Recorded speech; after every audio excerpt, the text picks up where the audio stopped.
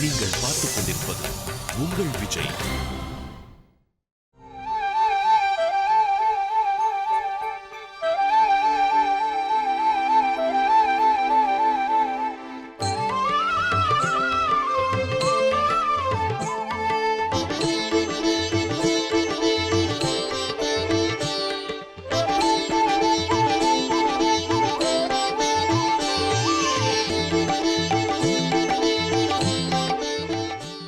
நெடும் குணம் அல்லது நெடும் குன்றம் திருவண்ணாமலை வந்தவாசி நெடுஞ்சாலையிலேயே சேத்துப்பட்டு என்னும் நகரத்திற்கு அருகில் இந்த அத்தியுதமானதொரு சந்நிதி அமைந்திருக்கிறது. பிரம்மாண்டமான 2 பெரும் பிராகாரங்கள். வெளியில் 2வது பிராகாரத்தில் தனிக்கோயில் தாயாராக செங்கமலவல்லி தாயார் சன்னிதானம் அமைந்திருக்கிறது. முன்புறத்தில், அதாவது ராஜகோபுரத்தை கடந்து நாம் துவஜஸ்தம்பத்திற்கு வந்து பிரதான வாயிலுக்கு வரும் வகையிலும் மிகவும் பரந்ததானதொரு முற்றத்தை பிராங்கணத்தை பார்க்கலாம். பெருமானுடைய துவஜாரோகண மண்டபமும் வாகன மண்டபமும் அங்கே அமைந்திருக்கின்றன. 2 புறமும் 2 பெரிய மண்டபங்கள், மிகவும் விசேஷமான சிற்ப வேலைப்பாடுகள் அமைந்திருக்கின்றன. ரசித்து ரசித்து இப்பெருமானுடைய திவ்ய ஆலயத்தை பெரியோர்கள் நிர்மாணம் செய்திருக்கிறார்கள் என்பதை நாம் உணர முடிகிறது. இன்றளவும் இந்த பெருமானுக்கு வருடந்தோறும் உற்சவங்கள் வெகு சிறப்பாக நடைபெற்று வருகின்றன. அதிலும் குறிப்பாக தற்பொழுது ஸ்ரீ ராமச்சந்திரமூர்த்திக்கு அவதார மகோத்சவம் ஆங்காங்கு நடைபெற்று வருகிறது. ராம நவமி உற்சவ தினம் இப்பொழுது நடைபெறுவதினாலே நாம் நெடுங்குணத்து ராமனுடைய திருக்கல்யாண குணங்களையும் சுகபிரம்மம் இத்திருத்தலத்தில் தவம் செய்து பெருமானை சாட்சாத்கரித்த வரலாற்றையும் அறியப்போவது சாலவும் பொருத்தமுடையதாய் அமைந்திருக்கிறது. வருடந்தோறும் இந்த திருத்தலத்தில் நடைபெறும் ஸ்ரீ ராமநவமி உற்சவத்திற்கு லட்சோபலட்சம் பக்தர்கள் இன்றளவும் வந்து கலந்து கொள்கிறார்கள். அதிலும் குறிப்பாக திருத்தேர் உற்சவத்து அன்று எள்ளு போட்டால் எண்ணெய் எடுக்கும் அளவிற்கு கும்பல் அவ்வளவு சேருமாம். இந்த வட்டாரத்திலேயே மிகவும் புகழ் வாய்ந்த திருத்தலமாக பெருமான் ஸ்ரீ யோகராமன் அல்லது வீரராமன் அல்லது ஞானராமன் அல்லது யக்கியராமன் என்று எத்தனையோ விதமான திருநாமங்களுடன் கூடியவனாக திருத்தலத்தில் திகழ்கின்றான் பரமாத்மா. வால்மீகி தன் உள்ள கிடக்கையை வெளிப்படுத்தும் பொழுது தான் நினைத்தது சரியா அல்லது தவறா என்பதை அறிவதற்காக நாரத மகரிஷியிடத்தில் விண்ணப்பித்தார். 16 கேள்விகள் வால்மீகியினால் கேட்கப்பட்டன. குணவான் கஷ்ட வீரியவான் தர்மஜ்ஞ கிருதஜ்ஞ சத்யவாக்கியோ திருடவிரதா சாரித்ரேண கோயுக்தா சர்வபூதேஷு கோஹிதா என்று பலவிதமான கேள்விகளை வால்மீகி மகரிஷி கேட்டார். இவை அனைத்திற்குமே அடிப்படையான விஷயம் என்ன தெரியுமா? குணங்கள் தான் முக்கியம். குணமில்லாதவனை யாரும் கொண்டாட மாட்டார்கள். குணம் இருந்தால் கூட இந்த சமயத்தில் இருக்கும், மற்றொரு சமயத்தில் இருக்காது, இப்பொழுது ஒப்புக்கொள்ள முடியும், அப்பொழுது ஒப்புக்கொள்ள முடியாது என்பதாக மாறி மாறி இருந்தால் அதுவும் பிரயோஜனமில்லை. நிரந்தரமான குணப்பண்புகள் யாரிடத்தில் நிலைத்து நிற்கின்றனவோ அவனை குறித்து நான் அறிய வேண்டும். அவனை பாட்டுடை தலைவனாக கொண்டு ஒரு அழகிய ஒரு மாபெரும் காப்பியத்தை, இதிகாசத்தை படைக்க வேண்டும் என்று ஆசை கொள்கிறேன். ஆகையால் சுவாமி தாங்கள் பகுவேத்தா என்றால் பல விஷயங்களை நன்கு அறிந்திருப்பவர். அப்படி பல விஷயங்களை, பலதரப்பட்ட விஷயங்களை நன்கு ஆராய்ந்து அறியக்கூடிய திறன் பெற்றவராக இருப்பதினாலே நான் கேட்கும் கேள்விக்கு தங்களால் உடனே சமாதானத்தை அருளி செய்ய முடியும். ஆகையால் தாங்கள் சொல்லும் சமாதானத்தை கொண்டுத்தான் நான் இந்த ராமாயணம் என்னும் இதிகாசத்தை, அல்லது ராமாயணம் என்று குறிப்பிடாமல் நான் ஒரு இதிகாசத்தை உண்டாக்க முடியும் என்பதாக வால்மீகி சொல்லுகிறார். ஏனென்றால் ராமன் என்று பதில் வந்தால்தானே ராமாயணம் இயற்றப்பட முடியும். இப்படி வால்மீகி கேட்ட மாத்திரத்தில் நாரதர் தன்னை மறந்தார். ஏனென்றால் அந்த பகவானுடைய குணங்களுக்குள்ளே நாரதர் தான் முழுகிவிட்டாராம். எப்பொழுதுமே நம்முடைய ஆச்சாரியர்கள் உபதேசம் செய்கிறார்கள், பகவானை நம் இதயத்துக்குள்ளே நிறுத்த வேண்டும் என்று. பகவானை இதயத்தில் நிறுத்துவது என்றால் முடியுமா என்ன? ஓட்டை கூடையில், மூங்கில் கூடையில் தண்ணீரை தேக்கி வைக்க முடியுமா என்ன? ஏனென்றால் மூங்கில் பின்னப்பட்டு ஒரு கூடை இருந்தது என்றால் அதற்குள்ளே தண்ணீரை தேக்கி வைத்தல் முடியாத காரியமாயிற்றே. அதுபோன்ற நம்முடைய இதயத்தில் எத்தனையோ விதமான ஓட்டைகள் உள்ளன. காமங்கள், குரோதங்கள், மதங்கள், மோகங்கள், மாத்சரியங்கள் என்று சொல்லனாத பல ஓட்டைகள் நம்முடைய இதயத்தில் இருப்பதினாலே அதில் பரமாத்மா சாநித்தியம், எம்பெருமானுடைய சாநித்தியம், எம்பெருமான் எப்படி தங்குவான்? நெடுங்குன்றத்தில் பெருமானுக்கு இருப்பதை போல பிரம்மாண்டமானது ஒரு கர்ப்பகிரகம் நம்முடைய இதயமா என்ன? மண்டபங்கள், பிராகாரங்கள், கோபுரங்கள், 2 பெரும் ராஜகோபுரங்கள், 2 பெரும் மதில் சுவர்கள் என்பதாக மிக பிரம்மாண்டமான இந்த ஆலயத்தை போன்றதான் நம்முடைய இதயம். நெடுங்குன்றத்து ஆலயத்திற்குள்ளே ஸ்ரீ ராமச்சந்திரமூர்த்தி சீதாதேவியுடன் லக்ஷ்மணனுடன் ஆஞ்சநேயருடன் எழுந்தருளிருப்பதைப் போல நம் இதய புண்டரீகத்தில் அவனால் வந்து அமர முடியுமா என்னும் கேள்வி உண்டாகிறது. அதற்கு ஆச்சாரியர்கள் உபதேசம் செய்கிறார்கள். இந்த கூடைக்குள்ளே, மூங்கில் கூடைக்குள்ளே தண்ணீர் நிரம்ப வேண்டும் என்றால் தண்ணீருக்குள்ளே அந்த கூடையை அழுத்த வேண்டும். அந்த தண்ணீருக்குள்ளே கூடையை அழுத்துவதினாலே தண்ணீருக்குள்ளே கூடை அழுந்தப்பட்டால் கூடைக்குள்ளே தண்ணீர் இருக்கிறதல்லவா, அதுபோன்று தான் பகவத் தத்துவத்திற்குள்ளே நாம் நுழைந்து விட்டால் எம்பெருமான் தானாக நம் இதயத்துக்குள்ளே புகுந்து விடுவான். பொன்னை கொண்டு உரைகள் மீதே நிறமிட உரைத்தார் போல் உன்னை கொண்டு என் நாவகம்பால் மாற்றின்றி உரைத்துக் கொண்டேன், என்னை உன்னுள் வைத்தேன் உன்னையும் எண்ணிலிட்டேன், என் அப்பா என் இருடி கேஷா என்று பெரியாழ்வார் பாஷணமிட்டு போற்றுகிறார். அதுபோன்று இங்கே வால்மீகி மகரிஷி கேட்ட கேள்வியில் நாரதர் தன்னை மறந்தார். பரமாத்ம தத்துவத்திற்குள்ளே அவர் மூழ்கி திளைத்தார். மூழ்கி திளைத்த நாரதர் ஒரு வழியாக தன்னை மீட்டெடுத்து வெளியில் வந்து உபதேசித்தார். நமக்கு நெடுங்குணத்தில் ராமனின் தரிசனம் கிடைத்திருக்கிறது.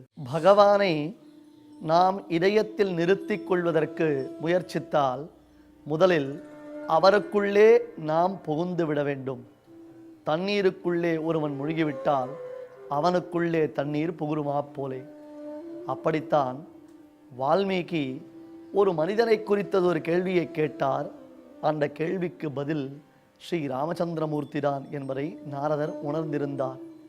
கண்மூடி மெய்மறந்து உடல் அங்கங்கள் சிலிர்க்க மயிர்கூச்சுதல் ஏற்பட கண்களில் தாரதாரையாக கண்ணீர் பெருக நாரத மகரிஷி ராமனுடைய திரு கல்யாண குணங்களில் தான் ஆழங்கால் பட்டார். இது போன்றதொரு நல்லதொரு வாய்ப்பை நல்கிய வால்மீகியை உளமாற பாராட்டினார். என் பிரபு, என் வள்ளல், என் சுவாமி, என் நாதன் என்று ராமன் ராமன் ராமன் ராமன் ராமன் என்பதாக அந்த ராமகுணானுசந்தானத்தில் மூழ்கிய நாரதர் ஒரு வழியாக தன்னைத்தானே மீட்டு கொண்டார். ஆம், எங்கேயோ வைகுண்டபதியின் திரு கல்யாண குணங்களில் ஈடுபட்ட நாரதர் ஒரு வழியாக மறுபடியும் நில உலகத்திற்கு வந்து சேர்ந்தாராம்.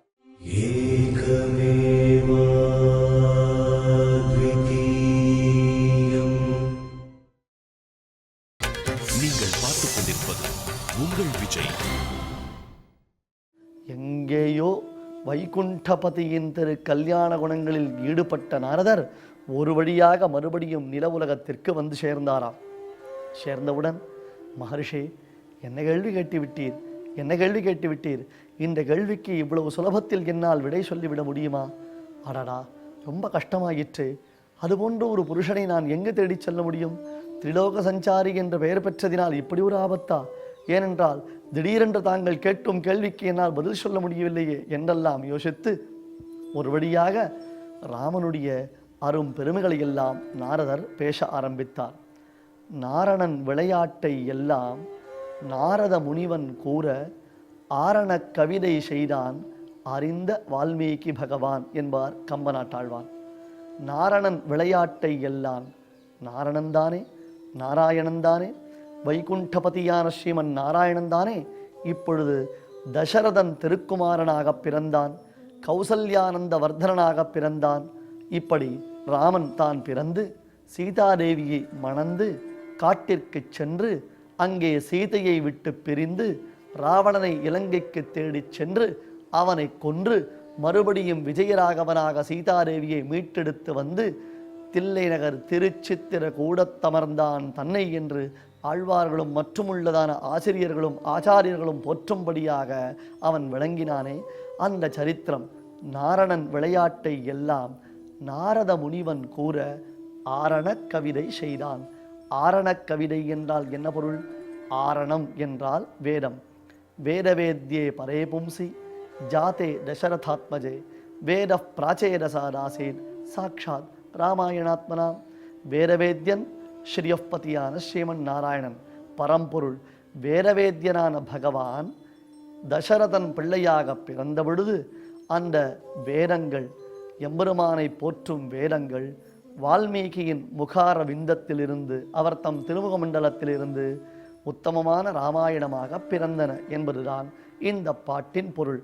அப்படியே தான் வால்மீகி முனிவருக்கு நாரதர் உபதேசம் செய்தார். உபதேசம் செய்த பொழுது பெருமானுடைய திருக்கல்யாண குணங்கள் வர்ணிக்கப்படுகின்றன. சுவாமி ராமானுஜரும் அசங்கேய கல்யாண குணகண மகோததே என்று போற்றுகிறார்.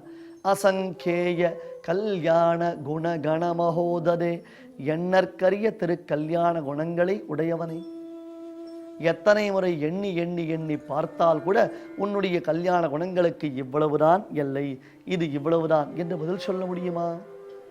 எல்லாவற்றையும் விளக்க வந்த வேதமே உன் திருக்கல்யாண குணங்களை தன்னால் விளக்க முடியவில்லை என்னும் பொழுது அதன் பெருமை புலனாகவில்லையா என்று கேட்கிறார்.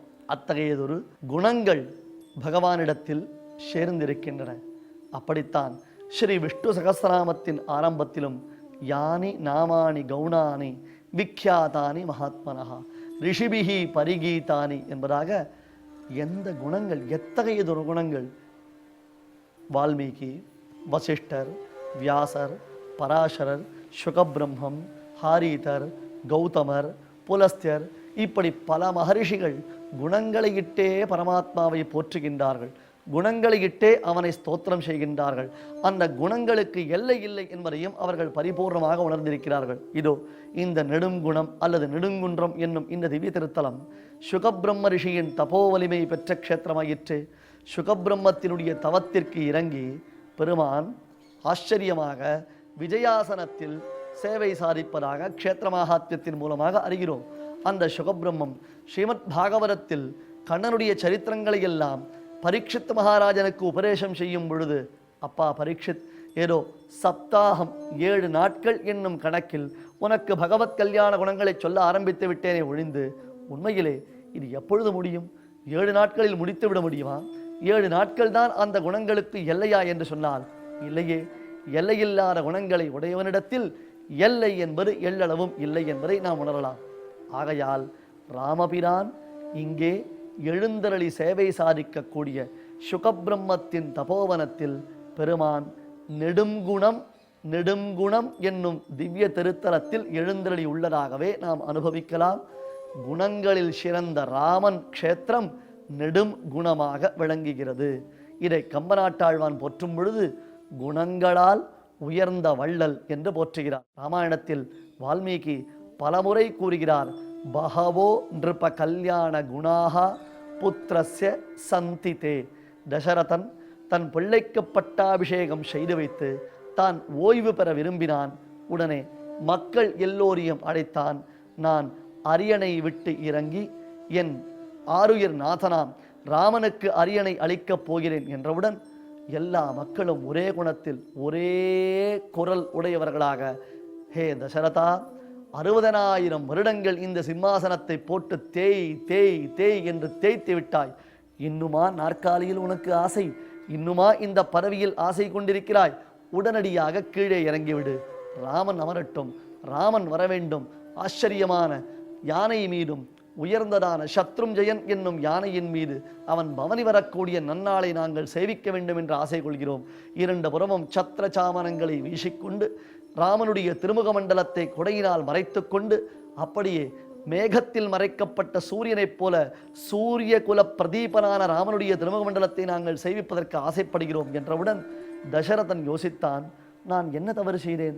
நல்ல விதத்தில் தானே உங்களுக்கு ராஜ்ய பரிபாலனம் செய்து வந்தேன், உங்களை நல்ல விதத்தில் தானே ஆண்டு வந்தேன், இதுவரையிலும் எந்த தவறும் செய்யவில்லையே, எதற்காக என் மீது உங்களுக்கு விரோதம்? உடனே சிம்மாசனத்தை விட்டு இறங்கு என்கிறீர்களே என்பதாக மக்களை பார்த்து கேட்டான். அதற்கு அந்த மக்கள் பதில் சொன்னார்கள், தசரதா, உன் மீது குற்றம் இல்லை, நீ ஒரு சிறந்த அரசன் என்பதில் எள்ளளவும் சந்தேகம் இல்லை. ஆனால் பகவோ நிருப கல்யாண குணாக புத்திரஸ்ய சந்திதே குணைஹி தசரதோபமஹா. என்ன அத்தியாச்சரியமான வியாக்கியானங்கள் தெரியுமா? இங்கே அயோத்தியா காண்டத்தில் ராமனுக்கு பட்டாபிஷேகம் செய்ய வேண்டும் என்பதை விளக்கும் பொழுது எத்தனையோ விதமான ஸ்லோகங்கள் வால்மீகியினுடைய முகாரவிந்தத்திலிருந்து பிரவகிக்கின்றன. எல்லாம் அவனுடைய அனுகிரகம். மதுரம் மதுராட்சரம் என்பதாக பெரியோர்கள் போற்றுகின்றார்கள். ஒவ்வொன்றும் தேன் சுவை தித்திக்குமாம். அப்படி தேன் பெருக்கு சொட்ட சொட்ட இருக்குமாம்.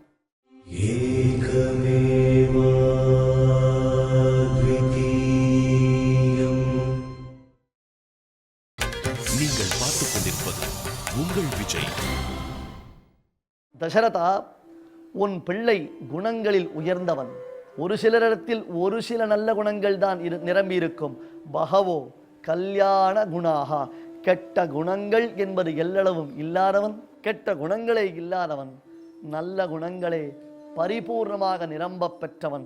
புத்திரஸ்ய சந்தி தே, உன் பிள்ளைதான், நீ பெற்ற பிள்ளைத்தான். எங்களை காட்டிலும் அந்த பிள்ளையின் மீது உனக்கு உரிமைகள் அதிகம் என்று சொன்னால் கூட யார் அரசன் என்பதை தேர்ந்தெடுக்கும் உரிமை எங்களுக்குத்தானே உண்டு. ராமன் தான் எங்களுக்கு அரசன். ராமன் எப்பொழுதும் நிரந்தரமாக எங்களுக்கு அரசனாக இருக்க வேண்டும். அதைத்தான் நாங்கள் ஆசைப்படுகிறோம் என்று சொல்லுகிறார்கள். இப்படி குணங்கள் குணங்கள் குணங்கள் என்று ராமாயணத்தில் நாம் எந்த இடத்தில் தொட்டாலும், எந்த ராமாயணத்தினுடைய எந்த ஒரு ஸ்லோகத்தை நாம் ஆராய்ந்து பார்த்தால் கூட ராமனுடைய குணங்கள் தான் அங்கே பிரகாசிக்கின்றன. ராமனுடைய குணங்கள் தான் நம் உள்ளத்தை ஈர்க்கின்றன. ஆழ்வாரும் ஒரு இடத்தில் கூறுகிறார், வல்வினையேனை ஈர்க்கும் குணங்கள் உடையாய். நான் முரட்டு பிடிவாரம் கொண்டவன், உன் திறத்தில் வரக்கூடாது என்பதாக நினைத்திருப்பவன், உன்னை விட்டு வெளியேற துடிப்பவன். அப்படி இருக்கும் என்னை கூட உன் விஷயத்தில் இழுக்கிறாயே, உன் திறத்தில் இழுத்து அனுகிரகம் செய்கிறாயே. எதனால்? உன் குணங்களை காட்டி எங்களை வசப்படுத்துகிறாயே என்று கேட்கிறார்.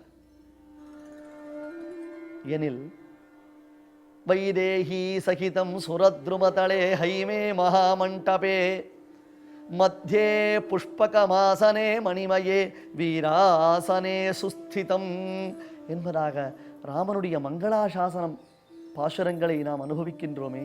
படவேடு ஸ்ரீகிராமத்தில் யோகராமனை சேவித்தோமே, அதே திருக்கோலத்தில்தான் சுகபிரம்மம் செய்த தவத்தின் பயனாக நெடும் குணம் என்னும் இந்த திருத்தலத்தில் ராமபிரான் ஒருபுறம் சீதையுடனும் ஒருபுறம் லக்ஷ்மணனுடனும் எதிரே ஹனுமான் ராமாயண பாராயணம் செய்ய அந்த ராமாயண பாராயணத்தை மெய்மறந்து கேட்டுக்கொண்டு, ஏனென்றால் நல்ல விஷயங்களை சொல்லும் பொழுது நம்மை அறியாமல் நாம் கண்ணை அறிகிறோம் அல்லவா?